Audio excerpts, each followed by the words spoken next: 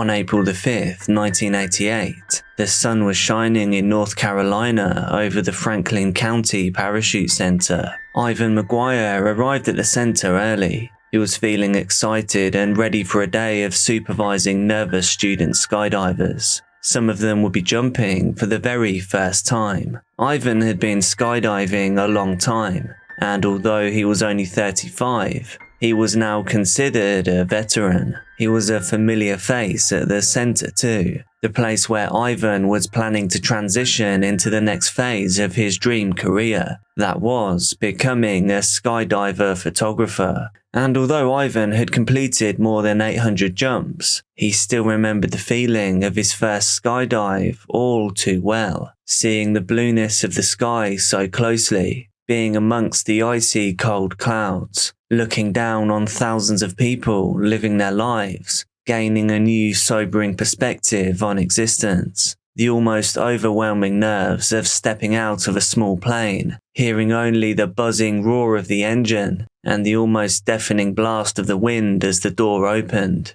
inching to the open door, hanging your legs over the edge, and then in a moment that denies all logic from your normal life, you jump. That first moment of freefall, the sickening acceleration as you reach terminal velocity, and then the bizarre feeling of suspension, almost separated from time and space, strangely relaxing as it is exhilarating, before being yanked back to reality after pulling the cord of the parachute, as the fast rippling of taut fabric instantly slows your fall to earth. And then things become more calm, the gentle float mixed with G-force, before your feet make contact with solid ground once more, returning to earth as the adrenaline slowly works through your system.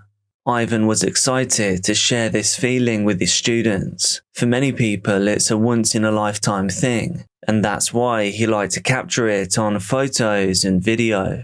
Ivan checked in at the center and greeted his first student of the day. Another instructor was with them too, and together the three of them pulled on coveralls before heading out to the airfield. Even though it was only April, the ground beneath them was already dry and was starting to be scorched by the sun that would intensify as the weather transitioned to summer.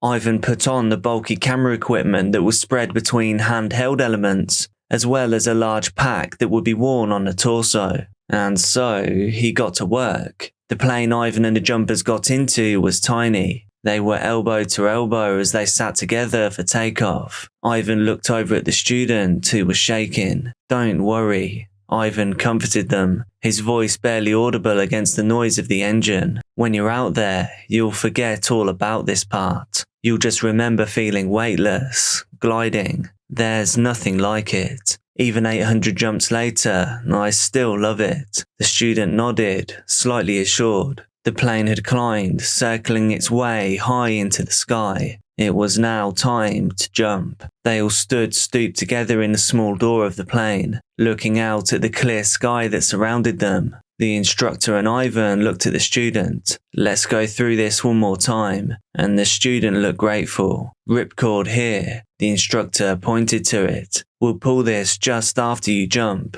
And if you get stuck, then remember I'm right with you and can open it for you. So don't panic." Ivan agreed and smiled reassuringly. "The parachute will bring you gently down to earth, but remember to bend your knees as you get closer. First few seconds are scary, but after that, you won't ever want to land." The student nodded again.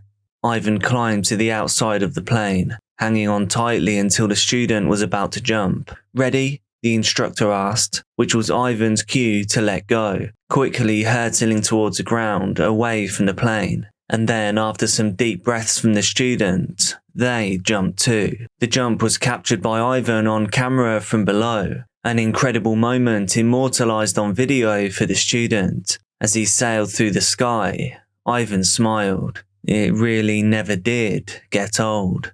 As soon as they landed, Ivan had to head almost immediately back up into the air, but this time with a different student. He repeated his advice. He squeezed their hand as it started to shake, and again he recorded their flight back down to earth, knowing he was capturing something that would never be forgotten by his students. He felt exhilarated that his career was taking him in this dream direction. But this job used a lot of adrenaline and it required a lot of mental focus. So understandably, Ivan was getting tired by the time he got to his third student. Ivan had 2 successful jumps that morning, capturing the students' jumps in glorious VHS, and then he prepared for the third. The magic of jumping hadn't worn off yet, but he could tell his energy was lower. Despite all of his experience, his body still always had the same adrenaline rush whenever he'd start free-falling. Still, as he ascended once more into the sky for the third time, he gazed over the clouds. Just as he had with the other students, he felt the same resurgence of gratefulness he often got in these quiet moments, that his days could be spent seeing the earth from another angle. He couldn't believe he'd already done 800 jumps by now, and he was excited for another 800 more to come, and to see the other people he could meet along the way. He thought of all the photos he'd taken that were likely lining people's mantelpieces, of the videos played on TVs in living rooms with families huddled round, of the way he'd managed to capture those perfect moments as people plummeted. He turned to the student, encouraging them through the process as he had with the others that day. Ivan wanted every student to feel that they were special, whether they were the first, second, third, or beyond. The instructor checked the students' straps and then asked them, "Ready?" The student looked at the instructor and then at Ivan. The 3 of them crouched in the plane. The door slid open and the wind howled through their ears. "It'll be okay," Ivan mouthed. The student smiled hesitantly. "I'll be right there with you," the instructor promised. "Me too," Ivan added. "Nothing can go wrong. We've both done this so many times. I know it's difficult, but if you can, focus on enjoying the moment." The student nodded and breathed deeply. "Okay," they smiled. "I'll try." The instructor and the student stood at the edge of the plane, looking over the open sky spreading out before them, the ground thousands of feet below. "Ready?" the instructor asked, and then both the student and Ivan gave a thumbs up. Ivan could tell the student was still tentative, but he hoped that as soon as they felt that reassuring tug of the parachute catching the air, breaking their fall and bringing them safety, they'd be able to relax a little more. Ivan once more exited the plane but hung on to the outside. He was waiting for his signal to jump to capture one more person's dream being realized. And then Ivan jumped, quickly followed by the student and the professional. The extreme sports cameraman felt the heaviness of his rucksack on his back. Carrying the weight from his parachute and camera equipment felt normal after all these jumps. Ivan had the camera rolling before he'd even left the plane, recording the entire thing. Muscle memory kicked in and he focused on the student as much as possible. The blast of air resistance loudly wrapping around him. It acted as a reminder that he would soon have to pull his own ripcord. After just 5 seconds, Ivan hit terminal velocity, a pretty horrifying speed of 120 miles an hour. The ground was approaching fast. Ivan watched from below as the students and the instructor pulled their ripcord. They slowed suddenly and would now begin their safe gliding descent down to the ground. This was Ivan's cue to deploy his parachute to slow his downwards journey too. Doing this would mean he could get closer to the tandem jumper to get more good footage, before then eventually landing and meeting up to debrief on this bucket list experience. So, Ivan reached for his ripcord, positioned on the front of the shoulder strap of his pack, and this would release his chute. He didn't initially feel what he was looking for, but it was possible for it to be blown flat against his torso, or perhaps it had slipped from its pocket. However, neither of these things were the case. Ivan quickly realized that the ripcord wasn't there at all. As he reached behind him to his backpack for his chute, his hand only fumbled against the hardness of his camera equipment. That wasn't his parachute. He grasped to his right instead. Perhaps it had gotten slightly twisted and caught up. The air was still screeching around him, reaching to his left. Not there. Still, he could only feel the bulk of his camera equipment. He checked the right again, and that's when Ivan realized A nightmare had become his reality. He never put his parachute on again after the second jump. The weight of the parachute that he thought he felt wasn't his parachute at all. It was his camera gear, and camera gear only. "Oh my God, no," he screamed, but only the air and his camera could hear him. He knew at the speed he was travelling, he'd only have about another 60 seconds until he reached the ground. Tried to imagine for a moment being 35 years old, knowing you had just 1 minute of life remaining. Ivan realised the film that he was taking for the student would instead show his own final moments. We can see the moment of panic when Ivan reaches to grab his pack, and then realise this is it. All his hopes, dreams, plans for the future, all of them snuffed out before he even hit the ground. But was there anything he could do to save himself, or did he just have to wait for the inevitable? The earth was drawing into sharper focus. Ivan could see the buildings of the airfield where only that morning he'd arrived, with no idea what was to come later that day. This was to be his final view. He went to check one more time if he'd bought his parachute. Surely this could not be his reality, but still, nothing.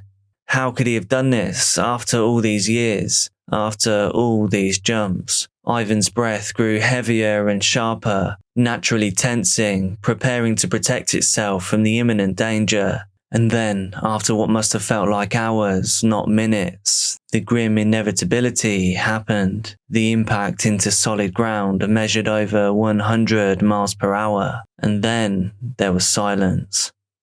When the student landed with their instructor, they looked over to find Ivan. "I did it," the student beamed, still shaky from the adrenaline. They couldn't wait to thank Ivan for helping them trust themselves, taking that first step into the nothingness of the sky. But where was he? They couldn't see Ivan anywhere. At one point, he'd been right next to them in the sky. The student wondered if perhaps they'd been mistaken, if actually Ivan didn't jump with them too. That moment before they leapt from the plane was hectic, so maybe he was just mistaken. They looked to their instructor, but he looked equally confused, and together they looked up at the sky, as if the sky itself could provide answers to their questions. But nothing. Nor could they see the brightness of Ivan's parachute canopy anywhere near them. The instructor was used to Ivan landing close by. This was so he could continue to film the relief of the student's face as they felt the ground beneath their feet. Later they could replay it, and it might even give them the confidence to jump again. And then someone from the flying school started running towards them. A cold realization dawned over the pair. Something must have happened to Ivan. The person was screaming, over 1.5 miles away from the airfield, the place where this adventure had just started. Ivan's body had now been found.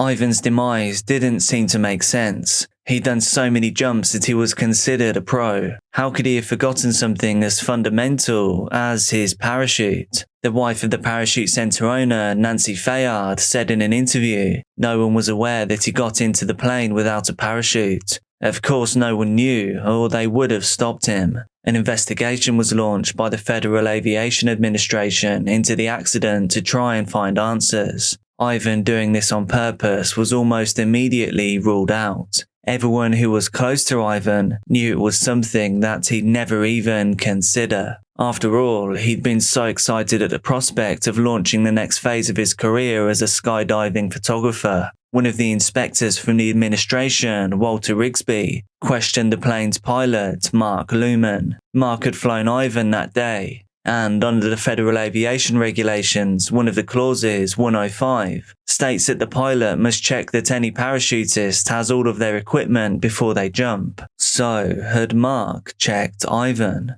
They soon realised, however, that Ivan's camera equipment and bag that he placed it in looked pretty much exactly the same as the one that he took his parachute in. And Ivan was so experienced after all. With the bag on his back, everyone, including the pilot, had assumed that it must have just been his parachute. It seemed that no matter how many jumps Ivan had completed, he hadn't been able to overcome a trait that all humans can succumb to: simply being tired.